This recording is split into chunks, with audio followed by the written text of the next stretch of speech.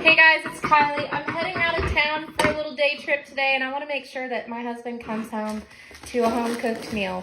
So all I'm doing is, this is boneless pork chop. His mom used to make this, and it's one of his favorite meals, and it is just cream of chicken. Whew. Hang on, let me grab a spoon. Sorry guys. Okay, so it's just cream of chicken. It just ends up being a smothered pork chop.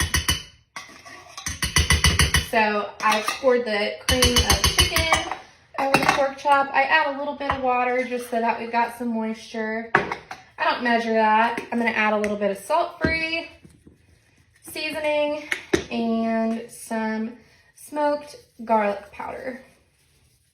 Okay. And then he can make his sides, but I wanted to make sure that I started some meat for him so that he's got something to eat because I'm not going to be home. I love you guys. I hope you're having an amazing day.